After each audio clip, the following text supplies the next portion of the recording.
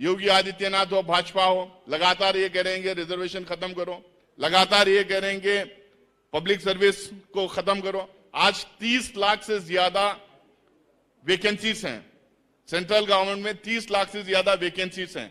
ये वैकेंसीज को क्यों फिलअप नहीं कर पा रहे? क्योंकि अगर ये वैकेंसीज को फिलअप करेंगे तो 15 lakh vacancies SC ST OBC को चले जाएंगे इसमें।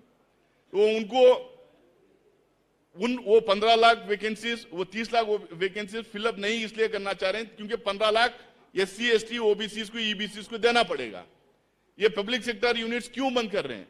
क्योंकि जितने सरकारी नौकरियां खत्म हो गए उतना रिजर्वेशन खत्म हो लेके जाएगा, उतना रिजर्वेशन इनवैलिड होते चले जाएगा।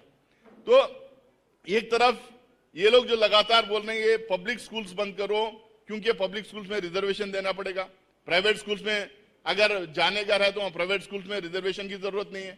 लेकिन हम लोगों ने कल ये तय किया है, जो हमारे 15(5) के कॉन्स्टिट्यूशन का 15(5) जो है आर्टिकल 15(5), उसमें प्राइवेट इंस्टीट्यूशंस में भी जिस तरह से पब्लिक इंस्टीट्यूशन में रिजर्वेशन दिए जाएंगे उस तरह के रिजर्वेशन प्राइवेट इंस्टीट्यूशन में भी दिया जाएगा।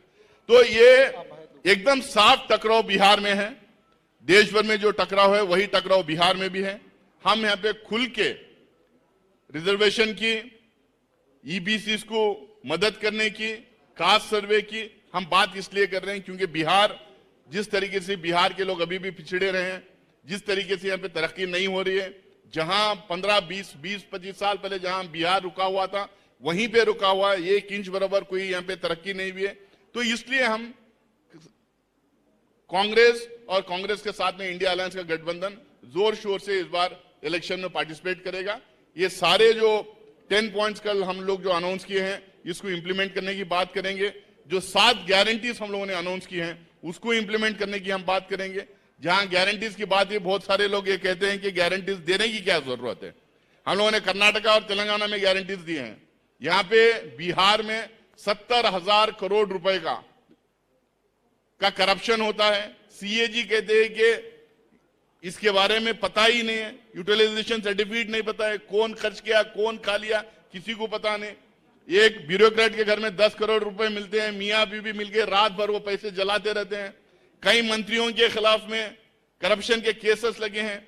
इनके पूर्व मंत्री सिंह साहब कहते हैं कि बीजेपी के मंत्रियों के खिलाफ जो करप्शन के केस लगे हैं उनको ही आंसर करना पड़ेगा।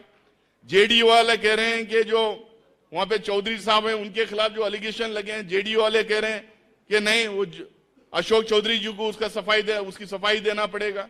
तो जिस तरह से उनके ही यहाँ इतने करप्शन के केसेस हैं, जो डेवलपमेंट नहीं हुआ, जो गरीब तक जो पैसा पहुंचना था वो पैसा नहीं पहुंचा, इसीलिए हम कह रहे हैं कि कुछ तो गारंटीज हम गरीब के लिए दें।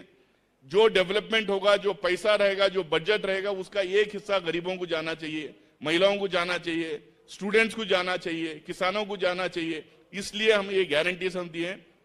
भाजपा ये कहती है कि सक्सेसफुली इंप्लीमेंट नहीं कर सकते। आप कर्नाटक, मेरे स्टेट चले जाइए, मेरे साथ जाइए, कर्नाटक आइए आप लोग सब, मैं आपको बताता हूं किस तरह से वहां पे इंप्लीमेंट हम लोगों ने गारंटीज का किया, किस तरह से तेलंगाना में हम लोगों ने इंप्लीमेंट किया, किस तरह से हिमाचल प्रदेश में हम लोगों ने इंप्लीमेंट किया। तमाम गारंटीज 100% वहां पे इंप्लीमेंट हो रहे, उसी तरीके से हम लोग इंप्लीमेंट करेंगे।